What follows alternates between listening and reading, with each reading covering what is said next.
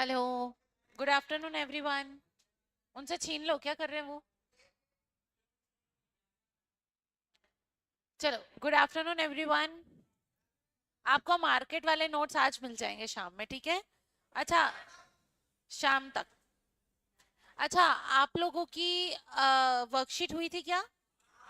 Market की worksheet में कोई दिक्कत आई थी क्या? सबकी हो गई थी? इजी लगी थी?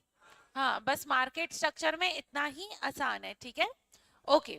अब हाँ, अच्छा। अब 11th वाले एकदम ध्यान से, एमपी बोर्ड वाले कौन कौन है? अच्छा, जनता है। एमपी और राजस्थान बोर्ड, ठीक है। अच्छा, अब मेरी बात सुनो। आप लोग जो हो, अभी हमने सीए फाउंडेशन के 3 चैप्टर्स को कर लिया है, ठीक है। एक है डिमांड एंड सप्लाई, ओके। एक है प्रोडक्शन एंड कॉस्ट, और एक है मार्केट। जो अभी जितना करा है उतना ही काफी है। ये 3 हमारे सीए फाउंडेशन के हो गए हैं, ठीक है। अब 11th में आपके कुछ चैप्टर्स हैं। अच्छा, आपने चैप्टर्स के नाम देखे क्या 11th वालों ने? 11th वालों में कौन कौन एग्जाम देने वाला है स्कूल की? हाँ, फाइनल तो जोर से थोड़ा ऊपर हाथ करा। तुम सब फाइनल वाली एग्जाम देने वाले हो ना? ये ऑनेस्ट वाली एग्जाम होगी ना, पक्का? ऑनेस्ट वाली की मतलब उन्होंने बोला सिर्फ बैठना और देना है ना? ठीक है। अब सुनो। हम हम एक टॉपिक स्टार्ट करने जा रहे हैं। इंडिपेंडेंस के टाइम पे इंडिया की इकोनॉमी किस हालत में थी, ठीक है। ये आपके 11th और 12th दोनों में ये एक चैप्टर है, ठीक है। ओके। अब सुनो। मतलब अभी हम सीए फाउंडेशन का पढ़ रहे हैं क्या? आपके 11th का पढ़ रहे हैं, क्योंकि मुझे शिवानी ने बोला कि आपका 11th का कोर्स जल्दी पहले पूरा करवाना है ना। आपकी एग्जाम कब है फाइनल वाली? मार्च में होगी। तो आप ये हाफ ईयरली, मतलब जनवरी मान लो कट ऑफ लाइन। अरे, उसके पहले अपना हो जाएगा। अब सुनो, देखो। इकोनॉमी का मतलब क्या होता है, जरा कोई बताएगा क्या? ये जो गेम खेल रहे हैं ना, ये जो गेम खेल रहे हैं ना, मैं बाहर भेज दूंगी। बंद करो गेम। पीछे क्या कर रहे हो आप तीनों? साथ आगे आ जाओ। इधर आगे आ जाओ। आप भी इस साइड आगे आ जाओ। ईयरफोन निकाल लो आप। आपका ईयरफोन मिला? ईयरफोन मिला? अरे, कोई वाइट कलर का था क्या? ब्लैक था, अच्छा। नीचे वाइट कलर का किसी को मिला तो मुझे लगा वो आपका ना हो। चलो, अब सुनो मेरी बात। हम लोग जो है बात नहीं करेंगे। देखो, हम लोगों ने इकोनॉमिक्स पढ़ा, डिमांड सप्लाई पढ़ा, प्रोडक्शन कॉस्ट पढ़ा, हमने मार्केट पढ़ा। लेकिन क्या इंडिया वालों को एकदम से ये समझ में आ गया था क्या कि इकोनॉमी को कैसे मैनेज करना है? ठीक है, नहीं समझ आया था। इंडिया वालों ने इंडिपेंडेंस के बाद, अच्छा, ये पूरे नोट्स में आपको शेयर करवा दूंगी, ठीक है। आप, आई वुड रिक्वेस्ट कि जितना भी अपन 11th और 12th वाला ऐसे पढ़ेंगे ना, मैं पीडीएफ ही शेयर कराऊंगी। हम सिर्फ फाउंडेशन के लिए नोटबुक बनाएंगे, ठीक है। अगर कुछ नोट करना रहेगा तो बाकी आप ये पीडीएफ रेफर कर सकते हो, जिसको लिखना है वो लिख लेना अलग से, ठीक है। अच्छा, देखो। अब क्या हुआ ना, यहाँ पर बेसिकली इंडिया, अच्छा, इंडिपेंडेंस कब मिली थी इंडिया को? 1947, 15 अगस्त, ठीक है। कोई 26 जनवरी तो नहीं बोल रहा ना? 15 अगस्त, ठीक है। अब आप सुनो। आप दोनों फिर साथ में बैठ गए साथ, मैंने आपको आगे बुलाया था। मैंने आपको आगे बुलाया था, फिर ईयरफोन लगा लिए। आप भी ईयरफोन निकालो। वो रहे, वो कान में ईयरफोन रखे यूं बैठ गया। अच्छा, देखो, सुनो मेरी बात। यहाँ पर जब इंडिया को इंडिपेंडेंस मिली, पहले इंडिया को सोने की चिड़िया बोलते थे, ठीक है। और पूरे ब्रिटिशर्स ने इंडिया का पूरा सत्यानाश कर दिया था, ठीक है, बिल्कुल कर दिया था। अच्छा, ये आरंभ वन वाले इतना पीछे से क्यों बैठे हैं? आगे से बैठो। अच्छा, ओके। अब देखो मेरी बात सुनो। यहाँ पर बेसिकली जब इंडिया को इंडिपेंडेंस मिली, ठीक है, जब इंडिया को इंडिपेंडेंस मिली तो लोगों को बहुत ज्यादा प्रॉब्लम होने लग गई कि भाई अब तो इंडिया की इकोनॉमी भी ग्रो करेगी।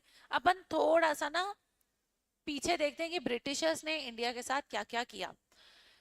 ब्रिटिशर्स को पता था कि इंडिया को सोने की चिड़िया बोलते हैं और यहाँ पे बहुत सारा खजाना है और बहुत सारी चीजें हैं जो यहाँ के लोग बाहर एक्सपोर्ट करके बहुत पैसा कमा सकते हैं। लेकिन उन्होंने क्या किया ना, इंडिया को सिर्फ एक रॉ मटेरियल का सप्लायर बना के रख दिया। रॉ मटेरियल का सप्लायर मतलब, आपने कभी मसलिन कपड़ा सुना है? मसलिन का एक कपड़ा आता है। मसलिन कपड़ा एक ऐसा कपड़ा है, मतलब वो इतना लाइट वेट, ठीक है, बहुत एरी कपड़ा है और वो सिर्फ इंडिया में बनता था। तो जब ब्रिटिशर्स को पता चला कि यार इंडिया में कोई इतना अच्छा कपड़े का मटेरियल है, तो उन्होंने क्या करा, उस मटेरियल को, सिर्फ रॉ मटेरियल को सप्लाई करा अपने देश में और अपने देश में उस कपड़े के मतलब कपड़े बना के बेचने लग गए। मतलब सब लोगों को ऐसे लगने लग गया कि जो ब्रिटिश है, ब्रिटिश राज्य है, ब्रिटिशर्स है, वो लोग ये कपड़ा बना रहे हैं, जबकि वो कपड़ा आता कहाँ था, इंडिया से। मतलब उन्होंने सिर्फ इंडिया को यूज किया अपने बिजनेस के लिए। इंडिया में जितनी भी अच्छी चीजें हो रही थी, जो भी अच्छी हैंडीक्राफ्ट, सुना है इंडिया में हैंडीक्राफ्ट बहुत ज्यादा होता है, हाथों की कला, ठीक है। तो इंडिया में उनको पता था कि यहाँ के लोग हाथों की कला में बहुत फेमस हैं। तो वो क्या करते थे, इंडिया वाले लोगों से माल बनवाते थे और इंटरनेशनल मार्केट में अपना नाम बोलते थे कि ये हमने बनाया है। तो कहीं पे भी इंडिया का नाम आता था क्या? नहीं। तो यहाँ पर जब ब्रिटिशर्स गए, जब ब्रिटिशर्स चले गए यहाँ से, तब उन्होंने देखा कि यार अब तो इंडिया को हमने पूरा ऑलमोस्ट एंड ही कर दिया है, तो अब तो इंडिया का कुछ होने जाने वाला है नहीं। तो जब 14 अगस्त के दिन तक, जब तक इंडिया ब्रिटिशर्स के राज्य में था, तब तक इकोनॉमी का इंडियंस को कुछ पता ही नहीं था। जब आउट ऑफ इंडिया से ब्रिटिशर्स आए थे ना, तो उन्होंने इंडिया की इकोनॉमी को अपने हिसाब से बदल दिया था। अब जब वो लोग गए तो पता ही नहीं था कि भाई इंडिया वालों को किस तरीके से इकोनॉमी को मैनेज करना है, क्या काम करना चाहिए, क्या नहीं करना चाहिए, इंडिया वालों को कुछ पता ही नहीं था। तो इस चैप्टर में वही बताएंगे कि इंडिया वालों के साथ क्या क्या गलत चीजें की हैं ब्रिटिश वाले लोगों ने, ठीक है। इतना समझ में आया क्या? देखो, यहाँ पर बेसिकली हम इंडियन इकोनॉमी जो भी, अच्छा इकोनॉमी का मतलब पूरा है, क्या हुआ, आप कुछ बोल रहे हो क्या? अरे क्या? नहीं, independence eve of Indian economy. अरे नहीं नहीं, एनसीईआरटी ही है। एमपी बोर्ड और एनसी, देखो एनसीईआरटी में थोड़ा डीप होता है, ठीक है क्या? हाँ तो चलेगा ना, अरे सीबीएसई, एनसीईआरटी, एमपी बोर्ड, इसमें तीनों में टॉपिक सेम ही है, ठीक है, तो आपको प्रॉब्लम नहीं आने वाली है। चलो, अब सुनो, यहाँ पर बेसिकली पोस्ट इंडिपेंडेंस की स्ट्रैटेजीज और कॉलोनियल इकोनॉमिक पास्ट के बारे में बात की गई है, ठीक है। सबसे पहले ब्रिटिश रूल इंडिया में कब तक के लिए चला? 200 साल, ठीक है। और हम उसका एंड कब हुआ? 15 अगस्त 1947, ठीक है। अब यहाँ पर ब्रिटिश राज कितने सालों के लिए चला था? 200 ईयर्स। और इंडिपेंडेंस डे तो सबको ही पता है, ठीक है। उसके बाद यहाँ पर कोई बात नहीं करेगा। British came to India as traders but ultimately ruled politically and economically. आपको पता है क्या ब्रिटिश लोग आए कैसे थे इंडिया में?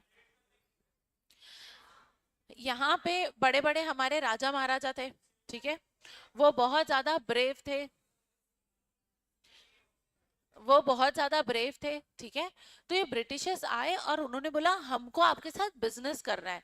लेकिन धीरे धीरे उन्होंने रूल एंड डिवाइड करना स्टार्ट कर दिया। उन्होंने इंडिया के लोगों को इंडिया के अगेंस्ट भड़का के और खुद एक टॉप पोजीशन पे जाके इंडिया को इकोनॉमिकली और पॉलिटिकली बहुत ज्यादा कंट्रोल करा। पॉलिटिकली मतलब आप समझते हो, है ना, मतलब अपनी ही एक गवर्नमेंट बना दी। और इकोनॉमिकली मतलब कहाँ पैसा आएगा, कहाँ जाएगा, कौन सा माल बिकेगा नहीं बिकेगा, ये सारी चीज कौन करने लग गया था? ब्रिटिशर्स।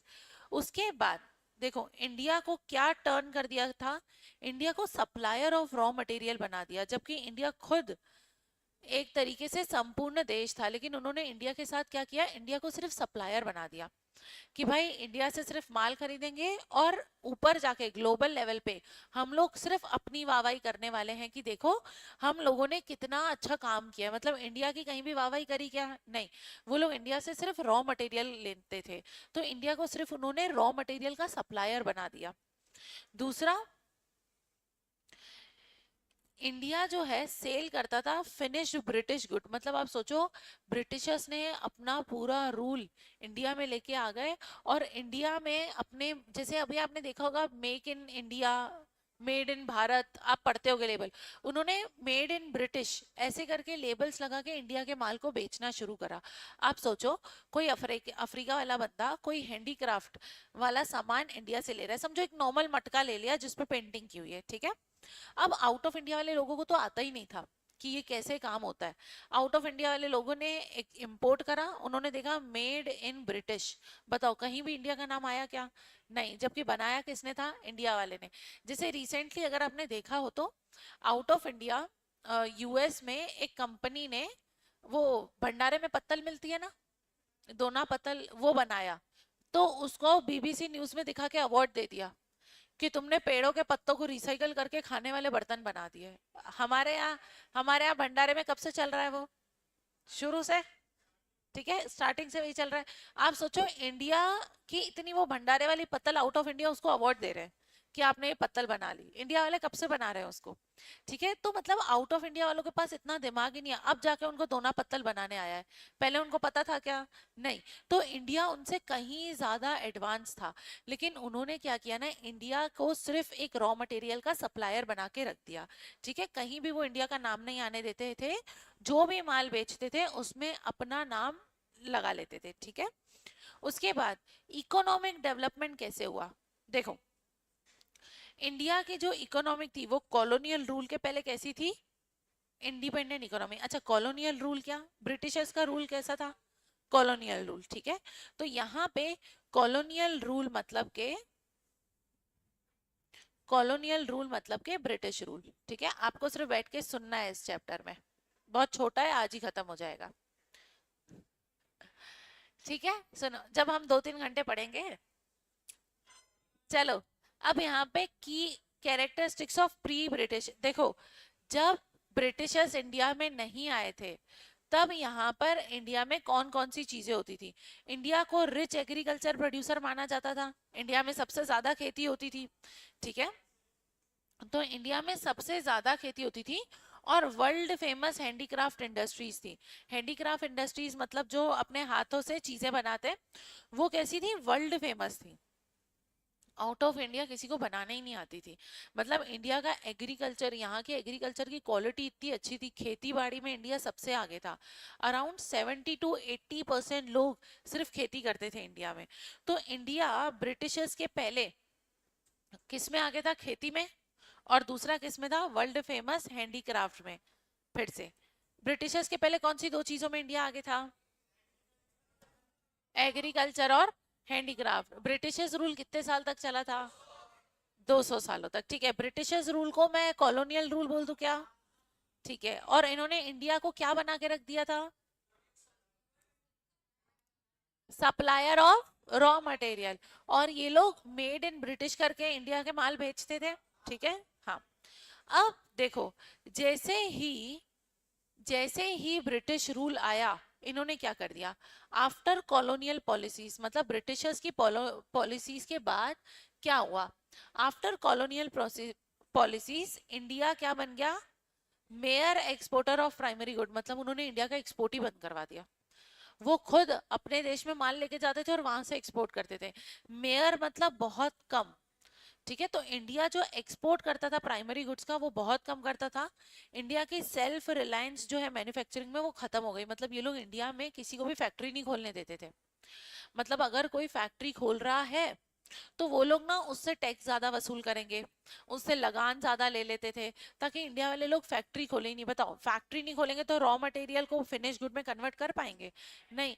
तो ये क्या करते थे कि जब फैक्ट्री नहीं होगी तो ये रॉ मटेरियल हम लोग इनसे खरीदेंगे, और हम इस रॉ मटेरियल से माल बना के दूसरे देशों में एक्सपोर्ट करेंगे। तो इन्होंने क्या किया, इंडिया जो सेल्फ रिलायंस था, सेल्फ रिलायंस मतलब इंडिपेंडेंट, उन्होंने इंडिया की इंडिपेंडेंस छीन ली। दूसरा, इंडिया के एक्सपोर्ट को इन्होंने पूरी तरीके से जीरो कर दिया था। उसके बाद जो जीडीपी था इंडिया का, ये बहुत इंपॉर्टेंट है। जीडीपी का मतलब क्या होता है? Gross domestic product. अभी अपन जैसे ट्वेल्थ में पढ़ रहे हैं, जीडीपी मतलब के पूरे इंडिया की इनकम कितने परसेंट है, अगर मैं सिंपल बताऊं तो, ठीक है। तो इंडिया का आप सोचो, जो जीडीपी था वो लेस देन कितना था? 2%, 2% से भी कम जीडीपी। आपको समझ आ रहा है? जीडीपी 2% से भी कम, इतना कम जीडीपी के मतलब ये देश तो बिल्कुल दूसरों के आसरे ही पल रहा है। मतलब जैसे अभी करंटली आपको पाकिस्तान की हालत पता है, वहां पे कैसी हालत है? पानी नहीं, महंगाई ज्यादा, उससे भी खराब हालत थी इंडिया की जब ब्रिटिशर्स थे। और यहाँ पे पर कैपिटा इनकम जो है वो कितने से गिरू करी? 0.5%। अब ये पर कैपिटा इनकम क्या होती है, देखो। मैंने बोला जीडीपी मतलब पूरे देश की इनकम, ठीक है। समझो पूरे देश की इनकम है, या फिर पूरे क्लास में टोटल इनकम पूरे क्लास की निकाली तो टोटल इनकम थी 1 लाख रुपए। और समझो पूरी क्लास में 100 बच्चे हैं, तो बताओ एक बच्चे की इनकम कितनी? 1,000। इस 1,000 को बोलते हैं पर कैपिटा इनकम। क्या बोलते हैं? Per capita income. मतलब पूरे देश की टोटल इनकम 1 लाख है, और देश की पॉपुलेशन अगर 100 लोग हैं, तो एक इंसान एवरेज कितना कमाता है उसको बोलते हैं पर कैपिटा इनकम। ठीक है, क्लास का टाइम क्या था? ओके, चलो, आपको समझ आया? तो यहाँ पे आप देखो, एक इंसान की जो इनकम है वो कितने परसेंट से बढ़ी थी? सिर्फ 0.5%। मतलब कोई इंसान अगर पूरे साल में 1 लाख रुपए कमा रहा है, तो इसका सिर्फ कितना पड़ा? 0.5%। सिर्फ इतनी इनकम बढ़ी थी उनकी। बताओ ये कम है कि ज्यादा? बहुत कम है। अब इन पॉइंट्स को during the first half of 20th century, ठीक है। अब सबसे पहले यहाँ पे जो काम की चीज थी अपन उसको देखेंगे। ब्रिटिशर्स आए कितने सालों के लिए? इसको कॉलोनियल रूल भी बोल दूं क्या? ठीक है। जैसे ही ब्रिटिशर्स आए, उन्होंने इंडिया को क्या बना दिया? Supplier of raw material. India का एक्सपोर्ट बढ़ा कि कम हुआ? इंडिया का जीडीपी क्या था? कितना? लेस देन 2%, है ना? सिर्फ 2% मत बोलना, लेस देन 2%। और पर कैपिटा इनकम कितने से बढ़ी थी? 0.5%। यहाँ पे इंडिपेंडेंस के टाइम पे, मतलब ब्रिटिशर्स रूल के पहले, इंडिया कौन सी दो चीजों में एक्सपर्ट था? हैंडीक्राफ्ट और एग्रीकल्चर। ठीक है, वेरी गुड। उसके बाद देखो टेक्सटाइल इंडस्ट्री इन बंगाल। ये देखो मसलिन का कपड़ा। देखो, टेक्सटाइल मतलब आपको पता है क्या? टेक्सटाइल मतलब क्या होता है? कपड़ा। ठीक है, कपड़ा। आपको पता है इंडिया का टेक्सटाइल जो है वो वर्ल्ड फेमस था। मतलब इंडिया में जैसा कपड़ा मिलता था वो आउट ऑफ इंडिया मिलता ही नहीं था। आउट ऑफ इंडिया वाले लोग इंडिया से इंपोर्ट करते थे कपड़ा बनाने के लिए, क्योंकि वहां के कपड़े की क्वालिटी बहुत बेकार होती थी। वो भी वहां पर यहाँ से इंडिया से क्या करते थे? इंपोर्ट किया करते थे, ठीक है। अब यहाँ पर देखो, बंगाल, बंगाल सबको पता है ना? तो जो बंगाल था, बंगाल में एक कपड़ा मिलता था, मसलिन कपड़ा। मसलिन एक कॉटन का कपड़ा होता है, वो इतना वर्ल्ड फेमस था कि ब्रिटिशर्स ने वो सारी फैक्ट्रीज अपने हाथ में ले ली, और जितना भी मसलिन कपड़ा बनता था उन सबको बाहर एक्सपोर्ट करके मेड इन ब्रिटिश लिखा करते थे वो लोग। बताओ इंडिया के साथ गलत हुआ कि बुरा, मतलब बुरा हुआ कि अच्छा?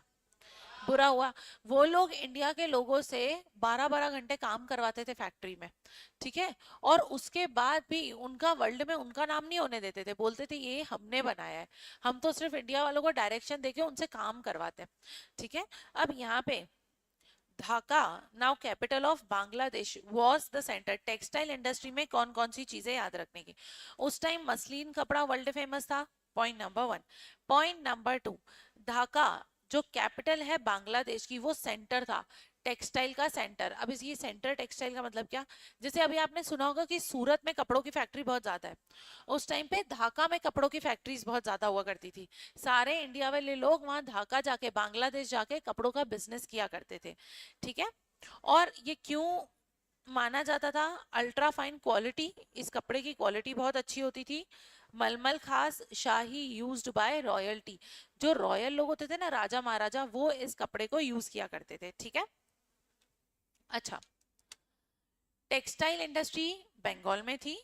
वर्ल्ड फेमस उस टाइम पे जो कपड़ा इंडिया का वर्ल्ड फेमस था वो था मसलिन कपड़ा, ठीक है, जिसको कॉटन टेक्सटाइल बोला जाता है। यहाँ पर इसका टेक्सटाइल का जो सेंटर था वो बांग्लादेश की कैपिटल ढाका में था, और it is known for the fine quality, उसकी क्वालिटी बहुत अच्छी थी।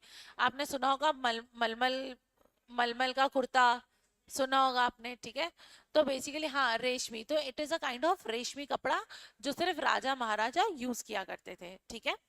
अब मैं इकोनॉमी में, इंडियन इकोनॉमी में 3 सेक्टर होते हैं, ठीक है। अब वो 3 सेक्टर कौन से होते हैं, कोई बताएगा क्या? 3 सेक्टर, प्राइमरी, सेकेंडरी और टर्शियरी सेक्टर। प्राइमरी मतलब एग्रीकल्चर, सेकेंडरी मतलब मैन्युफैक्चरिंग सेक्टर, और टर्शियरी मतलब सर्विस सेक्टर, ठीक है। अब मेरी बात सुनो। अब यहाँ पर इंडिया में हर सेक्टर में कौन कौन से पॉइंट्स थे जो ब्रिटिशर्स ने चेंज करे, उस टाइम कौन से सेक्टर में कितनी ग्रोथ थी, ये सारी चीजें हमको याद रखनी है, ठीक है। सबसे पहले आ गया हमारा एग्रीकल्चर सेक्टर। एग्रीकल्चर सेक्टर का मतलब होता है पूरे खेती बाड़ी से रिलेटेड सेक्टर, ठीक है, उसको बोलते हैं एग्रीकल्चर सेक्टर। यहाँ पर देखो, उस टाइम इंडिया में अराउंड 85% पॉपुलेशन किस पे डिपेंड थी, एग्रीकल्चर। मतलब आप सोचो, अगर इंडिया में 100 लोग रहते थे तो इसमें से 85 लोग जो है वो खेती का काम किया करते थे, 85 लोग किसान थे। मतलब यहाँ पर किसान बहुत ज्यादा थे कि कम थे, ज्यादा थे, इसीलिए इंडिया 2 चीजों में आगे था उस टाइम पे, एग्रीकल्चर और, वेरी गुड। तो यहाँ पर एग्रीकल्चर में आगे क्यों थे, क्योंकि इंडिया की 85% पॉपुलेशन कहाँ से अपना पेट पालती थी, एग्रीकल्चर से, ठीक है। 85% पॉपुलेशन डिपेंड थी किस पे, एग्रीकल्चर पे। दूसरा, इंडिया एक एग्रियन इकोनॉमी थी, but it remained backward and stagnant. इसका मतलब क्या है, आपको पता है इंडिया में एग्रीकल्चर इतना अच्छा था। अभी इंडिया में जो वेजीज होते हैं, जो फ्रूट्स होते हैं, शुगर केन आपने सुना होगा, गन्ना, शुगर केन, यहाँ की वीट, यहाँ के पल्सेस, हम वर्ल्ड में सेकेंड लार्जेस्ट हैं। पूरे वर्ल्ड में सेकेंड लार्जेस्ट पे इंडिया आता है एक्सपोर्ट करने में, ठीक है। मतलब आप सोचो, ये सारी चीजें खेती से ही आती है। और यहाँ पे इंडिया की खेती, क्योंकि 85% पॉपुलेशन था तो इंडिया की खेती बहुत अच्छी थी। लेकिन उन लोगों को किसी ने, जैसे पुराने जमाने में कैसे हाथ से वो करते थे, खेती करते थे, ठीक है, पूरे हाथ बैलों से काम करवाते थे। उनको, ब्रिटिशर्स को पता था कि 85% लोग खेती बाड़ी का काम करते हैं, 85% जो लोग हैं वो 85% लोग किसान हैं। अगर हमने इनको टेक्नोलॉजी सिखा दी तो कल को ये हमको ही होशियारी मार के बताएंगे। बेसिकली अगर इनको टेक्नोलॉजी पता चल गई तो इनको नॉलेज आ जाएगा कि कैसे काम किया जाता है। तो उन्होंने कभी भी इंडिया को टेक्नोलॉजी सिखाई ही नहीं, इसलिए इंडिया हमेशा बैकवर्ड रहा। बैकवर्ड मतलब जैसे क्लास में एक बच्चा होता है ना जो बेचारा सबसे लास्ट आता है, तो यहाँ पे भी इंडिया 85% पॉपुलेशन एग्रीकल्चर में होने के बावजूद इंडिया जो है उसमें बैकवर्ड रहा, हमेशा पीछे रहा। बाकी देश इंडिया से आगे निकल गए क्योंकि इंडिया को किसी ने सही से इसको यूज करना सिखाया ही नहीं, ठीक है। स्टैग्नेंट का मतलब होता है अकेला छोड़ देना। तो ब्रिटिशर्स ने कभी भी इंडिया का साथ ही नहीं दिया एग्रीकल्चर में। वो लोग सिर्फ उनसे मेहनत करवाते थे, 85% पॉपुलेशन से मेहनत करवाई, अच्छे अच्छे फल आ गए, अच्छी अच्छी सब्जियां आ गई, उसको मेड इन ब्रिटिश करके या फिर ग्रोन इन ब्रिटिश करके बेच दिया करते थे, ठीक है। तो यहाँ पर इंडिया को एग्रियन इकोनॉमी बोलते थे। एग्रियन इकोनॉमी का मतलब क्या होता है, एक ऐसा देश जिसकी आधे से ज्यादा पॉपुलेशन एग्रीकल्चर से कमाई करती है, उसको बोलते हैं एग्रियन इकोनॉमी। एक ऐसा देश जहाँ पे आधे से ज्यादा लोग जो हैं वो फार्मर्स होते हैं, किसान होते हैं। ठीक है। अब देखो ब्रिटिशर्स ने एग्रीकल्चर वाले सेक्टर में क्या क्या तबाही मचाई। सबसे पहले उन्होंने बहुत सारे लैंड सेटलमेंट सिस्टम्स को लेके आ गए। अब ये लैंड सेटलमेंट सिस्टम्स क्या है? आपने वो मूवी देखी है क्या, लगान? उसमें देखा है वो कैसे लगान लगाते जाते हैं जमींदारों के ऊपर, लोगों के ऊपर। It's a part of land settlement system. वो लोग क्या करते थे ना, वो लोग क्या करते थे ना इंडिया में, आप सोचो, आपकी खुद की जमीन, आप अगर कुछ भी वहां पे खेती करोगे तो आपको उनको टैक्स देना पड़ेगा, लगान देना पड़ेगा उनको। ठीक है। दूसरा, जमींदारी सिस्टम। अब ये जमींदारी सिस्टम क्या था? फॉर एग्जाम्पल ये मेरी जमीन है, ठीक है, और इसमें मेरी फैमिली खेती कर रही है। ब्रिटिशर्स आए और ब्रिटिशर्स ने बोला ये तुम्हारी जमीन नहीं है, आज से ये जमीन मेरी है। मतलब इन्होंने क्या करा, फॉर एग्जाम्पल हड़प लिया। फॉर एग्जाम्पल ये एक गांव है, ठीक है, इस गांव में लोगों की अलग अलग जमीन है, ठीक है, और सब लोग अपनी अपनी जमीन पे खेती कर रहे थे। ब्रिटिशर्स ने क्या करा, इन सारी जमीन को हड़प लिया और उसके बाद उस गांव में अपने एक ब्रिटिशर्स को जमींदार बना दिया। मतलब इनको बोला कि तुम लोग अपने ही खेत में, उनको नौकर बना दिया कि तुम लोग इस खेत में काम करोगे और जितना भी काम करोगे, जो भी खेती करोगे, उसके बाद मुझे हर महीने इसका रेंट दोगे। बताओ, आप आपके घर में रह रहे हो, एक दिन गवर्नमेंट आ जाए और अंग्रेज बोलने लग जाए ये मेरा घर है, अब अगले महीने से किराया देना शुरू करना। गलत बात है कि सही? अभी तो हम उनको मार के भगा देंगे, आके तो दिखाए, है ना? लेकिन क्या उस टाइम पे इंडिया के लोग ना बहुत भोले थे, तो उन लोगों ने क्या करा, इस सिस्टम के थ्रू, ये जो पर्सन था, इसको ये लोग बोला करते थे जमींदार। ये होता था जमींदार। और बाकी के ये जितने भी लैंड्स हैं, इन सबको जो इसने अपने कब्जे में लिया है, इसको बोलते थे जमींदारी सिस्टम। इसको क्या बोलते थे? जमींदारी सिस्टम। तो इन्होंने क्या करा, ईस्टर्न इंडिया मतलब बंगाल प्रेसिडेंसी से स्टार्ट किया था जमींदारी सिस्टम। सबसे पहले कहाँ जमींदारी सिस्टम स्टार्ट किया? बंगाल प्रेसिडेंसी। बंगाल प्रेसिडेंसी को अगर उसने क्वेश्चन में ईस्टर्न इंडिया बोल दिया तो कोई गड़बड़ है क्या? नहीं, वो ईस्ट साइड पे है। अब देखो क्या होता था, जमींदार collected rent but did not improve land productivity. एक बात बताओ, अब फॉर एग्जांपल एक इंसान है, ठीक है, और वो यहाँ पर खेती बाड़ी करता है, बताओ क्या उसको जमीन का ध्यान देना पड़ेगा? देना पड़ेगा कि भाई सही से पानी आ रहा है कि नहीं आ रहा है, जमीन उपजाऊ है कि नहीं है, मिट्टी यहाँ की अच्छी है कि नहीं है। ये लोग क्या करते थे ना, ये जमींदार जो है, ये इन सबसे टैक्स कलेक्ट कर लेता था, लगान कलेक्ट कर लेता था, लेकिन जमीन को अच्छा बनाने के लिए इसने कोई कदम उठाए क्या? नहीं, इसने जमीन को अच्छा बनाने के लिए कोई भी कदम नहीं उठाए थे। ठीक है। तो यहाँ पर जमींदार क्या करते थे, रेंट कलेक्ट करते थे। लेकिन क्या जमीन के लिए इन्होंने कुछ अच्छा किया क्या? नहीं किया। अब अभी तक एग्रीकल्चर में कितना परसेंट पॉपुलेशन इंडिया की? 85%। ब्रिटिशर्स आए तो उन्होंने सबसे पहले क्या किया?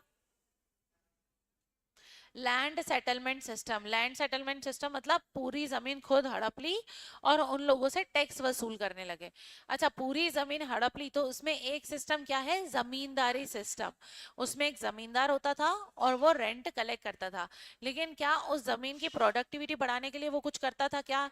नहीं, उस जमीन की प्रोडक्टिविटी बढ़ाने के लिए वो कुछ भी नहीं करता था। उसके बाद एग्रीकल्चर के स्टैग्नेशन रीजंस। एग्रीकल्चर का सेक्टर क्यों अकेला पड़ गया, एग्रीकल्चर इंडिया में क्यों खराब हो गया, इसके कुछ रीजंस हैं। ठीक है। पहली चीज तो जितना भी प्रॉफिट आता था वो सब किसके पास चला जाता था? जमींदार। मतलब आप सोचो, एक किसान ने मेहनत करके अपने खेत में कोई फ्रूट्स उगाए, ठीक है, और वो फ्रूट मार्केट में जब बेचने गया तो समझो 1 किलो फ्रूट जो है 10 रुपए का बिकता है। ये पैसा जमींदार ले लेता था। जमींदार उनसे उनकी खेती, जब खेती पूरी हो जाती थी, उनसे उनकी खेती ले लेता था, मार्केट में जाके बेचता था, खुद अपनी जेब में 10 रुपए रखता था और 1 रुपया दे देता था किसान को। बताओ किसान के साथ अच्छा हो रहा है कि गलत? गलत हो रहा है।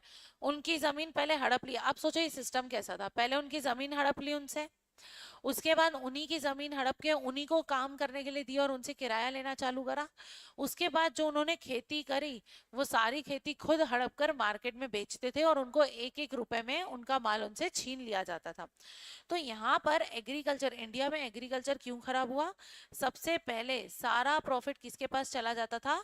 जमींदार के पास। दूसरा, no incentive for farmers, farmers के लिए कुछ भी इन्होंने नहीं किया, फार्मर्स के लिए कुछ भी इन्होंने स्कीम्स नहीं निकाली। जैसे इरिगेशन, इरिगेशन का मतलब होता है पानी, है ना? एक बात बताओ, अगर कहीं पर खेती हो रही है तो वहां प्रॉपर पानी आना जरूरी है क्या? हाँ, इन्होंने खेतों में पानी तक नहीं दिया। फर्टिलाइजर्स, कीटाणु ना लगे, खेती अच्छी हो, ठीक है, वो फर्टिलाइजर्स भी नहीं दिए और मशीनरीज भी प्रोवाइड नहीं करी। मतलब अंग्रेज ना तो आपको इरिगेशन फैसिलिटी दे रहे हैं, ना तो आपको फर्टिलाइजर्स दे रहे हैं, और ना ही आपको मशीन दे रहे हैं। मतलब तुमको बैल और अपने हाथों से ही काम करना है, आपको प्रॉफिट भी नहीं मिलेगा, आपको सिर्फ अपनी जमीन पे मजदूरी करके उनको माल देना है। तो एक तरीके से आपको गुलामी नहीं लग रही है कि आपने किसी की जमीन हड़पी और बोला अब रोज इस पे काम करके मेरे को ये फटाफट से ये माल बना के देते जाना, उसके बाद मैं तुमसे टैक्स भी लूंगा क्योंकि तुम खेती कर रहे हो, उसके बाद तुम्हारी जमीन पे ही मैं तुमसे किराया भी लूंगा, और उसके बाद भी मैं तुम्हारे लिए ना तो पानी की फैसिलिटी दूंगा, ना तो अच्छी मिट्टी और खाद की फैसिलिटी दूंगा, और ना ही मैं तुमको मशीन की फैसिलिटी दूंगा। ये गलत हो रहा है कि सही हो रहा है? गलत। उसके बाद ब्रिटिशर्स जो है वो फिक्स्ड रेवेन्यू कलेक्ट करते थे इवन ड्यूरिंग क्रॉप फेलियर। अब मैंने आपको क्या बोला, यहाँ पे एक बंदा है, ठीक है, ये खेती कर रहा है अलग अलग खेत में, और ये हमारा कौन है? जमींदार, ठीक है। अब अगर आपकी खेती खराब भी हो गई तब भी जमींदार आपसे टैक्स लेता था। एक बात बताओ, खेती खराब हो गई तो मार्केट में बिक सकती है क्या? खेती खराब हो गई तो मार्केट में बिक सकती है क्या? नहीं। उसके बाद भी गवर्नमेंट क्या करती थी ना, वहां पे जमींदार लोग इनसे फिर भी पैसे वसूल किया करते थे, फिर भी इनसे टैक्स वसूल किया करते थे। सही बात है कि गलत? गलत। Law, low use of modern technique, ये लोग मॉडर्न टेक्निक का यूज नहीं करने देते थे। मतलब ये लोग इंडिया वाले लोगों को आगे बढ़ने ही नहीं देना चाहते थे। इनको पता था अगर इंडिया वाले लोगों को हमने टेक्निक सिखा दी, इनको टेक्नोलॉजी सिखा दी, अगर हमने इंडिया वाले लोगों को पैसे को या इकोनॉमी को कैसे मैनेज करना है वो सिखा दिया, तो ये लोग तो हमारे हाथ से निकल जाएंगे, है ना? जैसे फॉर एग्जाम्पल, अगर आपकी दुकान में, समझो हमारी एक दुकान है और उसमें कोई लड़का काम कर रहा है, अगर मैंने उसको सारी डिटेल दे दी कि माल कहाँ से आता है, कहाँ बेचते हैं, कितने में आता है, पैसे कहाँ रखे रहते हैं, बताओ कल को वो हमें धोखा दे सकता है कि नहीं दे सकता है? इन्होंने बस यही सोचा, ब्रिटिशर्स ने सोचा कि भाई हम लोग इंडिया वालों को ज्यादा नॉलेज नहीं देंगे, नहीं तो ये उल्टा हम पे ही क्या पड़ जाएगा, भारी पड़ जाएगा, ये लोग हमारे हाथ से निकल जाएंगे। दूसरा, फार्मर्स को फोर्स किया गया कि आप ग्रो करोगे Indigo, cotton etcetera for British factories. अच्छा, कमर्शलाइजेशन ऑफ क्रॉप्स, देखो इन्होंने क्या किया। क्या एक ये किसान का डिसीजन है कि उसको किस चीज की खेती करनी है? वो तो किसान डिसाइड करेगा। लेकिन ये लोग कॉटन और इंडिगो, अच्छा इंडिगो क्या होता है? वो प्लेन नहीं होता, क्या होता है? सुनाई नहीं दे रहा? नील होता है। आप एक बात बताओ, ये लोग इनको फोर्स किया करते थे कि आपको खेती करनी है तो आपको इसी चीज की खेती करनी पड़ेगी। क्यों? क्योंकि आप इसकी खेती करोगे तो हम हमारी फैक्ट्री में बड़ा बड़ा माल बना के इसको मार्केट में बेचेंगे। तो बताओ, यहाँ पर फार्मर्स को फोर्स किया जा रहा था कि तुमको कौन सा बिजनेस करना है, ठीक है। अब देखो, agriculture during pre British India, India के पहले, ब्रिटिशर्स के पहले इंडिया में एग्रीकल्चर कैसा था? बंगाल में सबसे बढ़िया क्या मिलता था? Cotton, rice, sugar, butter, silk, fish and animal products. ये आपको याद करना पड़ेगा, जितने भी लोग एग्जाम देने वाले हैं उनके लिए इंपॉर्टेंट है, ठीक है। और एडवांस कैनल सिस्टम थे फॉर इरिगेशन एग्जिस्टेड।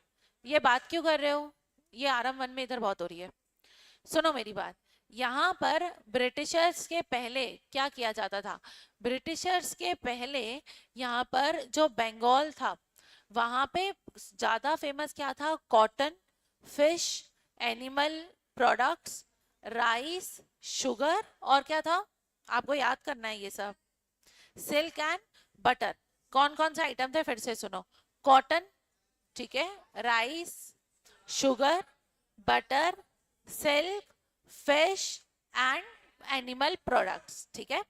और यहाँ पर आपको पता है क्या, जब प्री ब्रिटिशर्स, ब्रिटिशर्स के पहले भी यहाँ पर एडवांस सिस्टम थे। जो हमारे राजा महाराजा थे ना, उन्होंने पता है क्या करके रखा था, जो रिवर होती है उसके नीचे से पाइप बना के सारे खेतों तक उन्होंने पाइप पहुंचा के रखे थे, ताकि नदी बहेगी तो क्या खेतों को 24 घंटे पानी मिलता रहेगा क्या? हाँ, जिसको जैसी मर्जी वैसा पानी यूज कर सकते हैं। यहाँ पर जो हमारे कैनल सिस्टम थे, जो कैनल सिस्टम थे इरिगेशन के, वो बहुत एडवांस लेवल के थे। लेकिन क्या ब्रिटिशर्स ने इनका सत्यानाश कर दिया था क्या? हाँ, ब्रिटिशर्स ने इनको भी नहीं छोड़ा, ठीक है। तो हमारे टोटल कितने सेक्टर होते हैं? 3। सबसे पहले हम बात करें कि ब्रिटिशर्स ने एग्रीकल्चर सेक्टर में क्या क्या किया। बताओ, एग्रीकल्चर सेक्टर में कितना परसेंट पॉपुलेशन होती थी? 85%। ब्रिटिशर्स आने के बाद उन्होंने इंडिया के साथ कौन कौन से सिस्टम लेके आ गए? जमींदारी सिस्टम, लैंड सेटलमेंट सिस्टम, जिसके अंदर जमींदारी सिस्टम की बात करते हैं। क्या जमींदारी सिस्टम में रेंट वसूलते थे वो लोग? हाँ, जमींदारी सिस्टम तो उन्होंने ले लिया, लेकिन कौन सी 3 फैसिलिटी प्रोवाइड नहीं करते थे? इरिगेशन, फर्टिलाइजर और मशीनरी, ठीक है। अच्छा, यहाँ पर इन्होंने क्या फार्मर्स को फोर्स करा इंडिगो और कॉटन की खेती के लिए? यस। यहाँ पर कुछ भी प्रॉफिट कभी मिलता था क्या फार्मर्स को? नहीं, सारा प्रॉफिट किसके पास जाता था? ब्रिटिशर्स के पास। दूसरा, यहाँ पर एग्रीकल्चर में ब्रिटिशर्स के पहले सबसे आगे एग्रीकल्चर में कौन सा स्टेट था? बंगाल। उसमें कौन कौन सी चीजें बेस्ट थी? Cotton, silk, fish, animal products, rice और शुगर, ठीक है। उसके बाद यहाँ पे जो इरिगेशन फैसिलिटीज थी वो इंडिया में एडवांस थी क्या? अच्छा, मुझे बताओ, इरिगेशन फैसिलिटी एडवांस कब थी? ब्रिटिशर्स के टाइम पे कि ब्रिटिशर्स के बाद की पहले? ब्रिटिशर्स के पहले, ठीक है। अब एक सेक्टर है हमारा इंडस्ट्रियल सेक्टर। ये जो मैन्युफैक्चरिंग सेक्टर आप बोल रहे हो, सेकेंडरी सेक्टर आपने बोला मैन्युफैक्चरिंग सेक्टर, इसको इंडस्ट्रियल सेक्टर भी बोला जाता है। क्या बोला जाता है? Industrial sector. अच्छा, फार्मर्स को ये लोग क्यों फोर्स कर रहे थे कॉटन और इंडिगो बनाने के लिए? ताकि वो अपनी फैक्ट्री में उसको यूज कर सके एज अ रॉ मटेरियल, ठीक है। अच्छा, ये लोग इंडिया वाले लोगों को फैक्ट्री ओपन करने दे रहे थे क्या? नहीं। अब देखो, इंडस्ट्रियल सेक्टर, सेकेंड सेक्टर हमारा कौन सा आता है? Industrial sector. अब इंडस्ट्रियल सेक्टर में देखो क्या क्या हुआ। जब ब्रिटिशर्स थे तो उन्होंने इंडिया को सिर्फ क्या बना के रखा था? रॉ मटेरियल का सप्लायर। आप सोचो, रॉ मटेरियल का सप्लायर बना के रखा तो मतलब इंडिया को कभी फैक्ट्री स्टार्ट करने दी क्या उन्होंने? नहीं, वो किसी इंडियन को फैक्ट्री का लाइसेंस ही नहीं दिया करते थे। वो लोग चाहते ही नहीं थे कि इंडिया वाले लोग फैक्ट्री खोलें। देखो यहाँ पर क्या हुआ, इंडिया हैंडीक्राफ्ट में बहुत अच्छा था, और किस में अच्छा था? एग्रीकल्चर में। तो इंडिया वाले लोग, अब इन्होंने, ब्रिटिश रूल ने साफ साफ बोल दिया कि जो इंडिया वाले लोग होंगे वो इंडिया वाले लोग अपनी फैक्ट्री स्टार्ट नहीं करेंगे। अब उसकी वजह से देखो क्या हुआ, इंडिया में हैंडीक्राफ्ट अच्छा था, क्या उसको एक्सपोर्ट किया जा सकता था? अगर आपको पता नहीं है तो मैं बता दूं, आउट ऑफ इंडिया जो हमारे यहाँ जो मटके नहीं मिलते पेंटिंग किए हुए, अगर आप कभी, आपका सिंगापुर जाना जब होगा, जब आप सीए बन जाओगे, जब आप सिंगापुर जाओगे तो वहां पे एक इंडियन मार्केट है, ठीक है। वहां पे इंडियन मार्केट में, मतलब जो सिंगापुरियन लोग हैं ना, जो आउट ऑफ इंडिया वाले लोग हैं, वो इंडियन मार्केट के हैंडीक्राफ्ट को बेचते हैं। जैसे आपने देखा, अगर आप चौकीदानी नखराली दानी गए हो तो वो हाथ से गुड्डियां खिलाते हैं ना, वो वैसी गुड्डियां वहां पे बेचते हैं। वहां पे जो एक एक मटका है ना, अगर इंडियन रुपीज में बोलूं तो 800 रुपए का एक मटका मिलता है, इतना सा पेंटिंग किया हुआ। वो लोग इंडिया से इंपोर्ट करते हैं और वहां पे महंगे दामों में बेचते हैं। सोचो, अगर इंडिया को पता होता कि भाई ये हैंडीक्राफ्ट मटका जो हम बनाते हैं, जिसमें हम जो पेंटिंग बनाते हैं, ये वर्ल्ड में इतना फेमस हो सकता है, तो वो अपनी फैक्ट्री खोल के उसको एक्सपोर्ट कर सकते थे क्या? बिल्कुल कर सकते थे। लेकिन लोगों ने करने दिया क्या उनको? नहीं करने दिया। तो यहाँ पर सबसे पहला इम्पैक्ट क्या आया, इंडियन हैंडीक्राफ्ट इंडस्ट्री को डिक्लाइन कर दिया गया। मतलब ब्रिटिशर्स ने, आप सोचो ना, अगर ब्रिटिशर्स हमको बोलते कि ठीक है तुम हैंडीक्राफ्ट की फैक्ट्री खोल लो, हम एक्सपोर्ट करते, सबको पता चल जाता कि ये माल इंडिया में बनता है। जबकि ब्रिटिशर्स क्या चाहते थे, तुम हमारे लिए नौकरों की तरह काम करो, ये मटका बना के दो, हम इसमें लिखेंगे मेड बाय ब्रिटिश एम्पावरमेंट, और उसके बाद हम इसको बेच देंगे, सेल कर देंगे। बताओ यहाँ पर वो कभी भी अलाउ कर सकते थे क्या हमको इंडस्ट्री का? नहीं, उन्होंने कभी अलाउ ही नहीं किया, ताकि वो लोग अपना नाम कर सके कि भाई ये तो हम बना बना के बेचते हैं। दूसरा,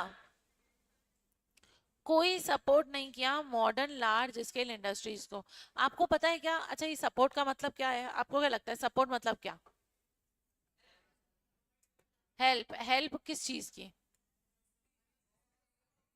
पैसों की हेल्प। आपको पता है इंडिया में एक स्कीम है स्टैंड अप इंडिया। उस स्टैंड अप इंडिया स्कीम में अगर कोई SC ST या वुमन बिजनेस करना चाहती है तो 85% का लोन देती है गवर्नमेंट, और बहुत कम ब्याज चार्ज करती है उस पे। 7 साल के लिए 85% का लोन दिया जाता है गवर्नमेंट के थ्रू। आप सोचो, जब से मोदी जी आए, उन्होंने स्टार्टअप इंडिया शुरू करा, उन्होंने स्किल इंडिया, ये सारी स्कीम्स है, हम बाद में कभी देखेंगे, अभी आपके कोर्स में ये नहीं है।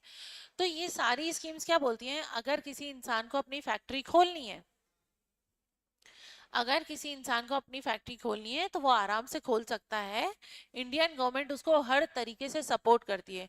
इंडिया की गवर्नमेंट उसको सपोर्ट करती है in the name of financial, अगर आपको लोन चाहिए तो लोन देंगे, आपको ट्रांसपोर्ट फैसिलिटी चाहिए वो देंगे, आपको टेक्नोलॉजी चाहिए वो देंगे। वो तो ब्रिटिशर्स ऐसा कर रहे थे क्या हमारे साथ? नहीं, वो तो चाहते ही नहीं थे कि हमको पता चले कि ऐसा कुछ होता है। वो चाहते थे क्या? नहीं। यहाँ पर इंडिया को उन्होंने फोर्स किया, देखो, इंडिया को उन्होंने फोर्स किया कि तुम सिर्फ रॉ मटेरियल दो हमको, वो भी कौन सा, कॉटन, जूट और इंडिगो, और इंपोर्ट फिनिश्ड ब्रिटिश गुड्स, और आप इंपोर्ट करो कौन सा, ब्रिटिश गुड का। मतलब क्या करते थे जो ब्रिटिशर्स होते थे ना, वो इंडिया के पैसों से अपने देश से बहुत सारा इंपोर्ट करवाते थे। बताओ, कोई भी देश अगर ज्यादा इंपोर्ट कर रहा है तो वो अच्छा आगे बढ़ेगा कि नीचे आएगा? नीचे जाएगा। अरे, इंपोर्ट करना मतलब बाहर से माल खरीदना। तो ब्रिटिशर्स क्या करते थे, जानबूझ करके इंडिया का पैसा लगा लगा के अपने देश से माल मंगवाते थे ज्यादा दामों में। बताओ, इंडिया नीचे जाएगा कि ऊपर जाएगा? नीचे। और वहीं अगर इंडिया अपना आउट ऑफ इंडिया माल बेचेगा तो ऊपर जाएगा कि नीचे? ऊपर। तो ये लोग क्या करते थे, इंडिया का जो एक्सपोर्ट करते थे वो भी खुद ही कर लेते थे कम दामों में, और इंडिया को इंपोर्ट करवाते थे अपने गुड्स जो किसी काम के नहीं होते थे। इसी का तरीके से तो उन्होंने इंडिया से इतना सारा पैसा लूटा। कैसे लूटा उन्होंने इंडिया से पैसा, देखो, हमारे राजा महाराजा भोले भाले, उनको इन्होंने बोला कि यार हमारे यहाँ ब्रिटिश में हम ये कपड़ा बेचते हैं, ये बहुत फेमस है हमारे यहाँ, आप हमारे यहाँ से इंपोर्ट करो। तो राजा ने बोला यार चलो, कितने का है?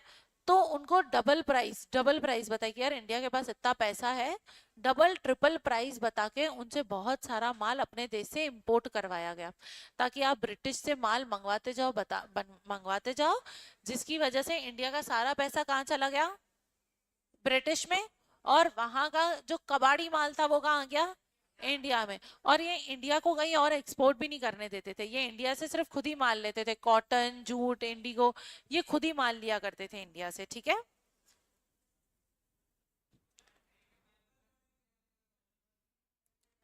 अब यहाँ पे सुनो, इंडस्ट्रियल सेक्टर में, अच्छा, एक बार जितना देखा उसको देख लेते हैं, ठीक है।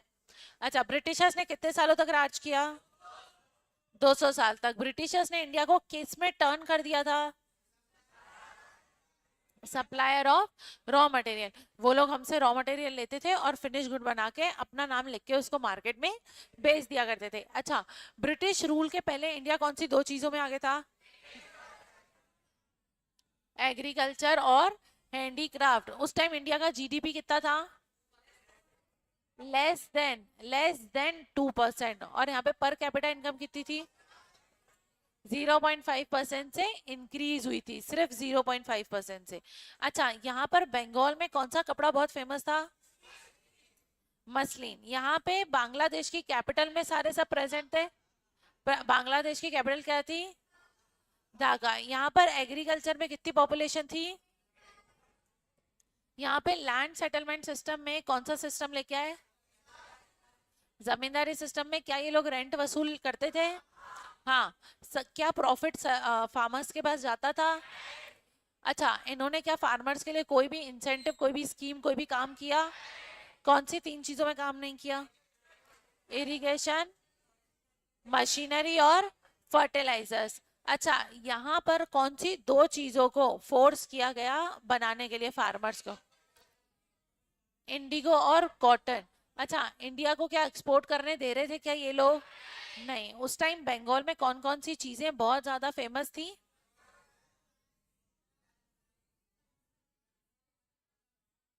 मैं बोलती हूँ cotton, rice, sugar, butter, butter भूल मत जाना, silk, fish and animal products.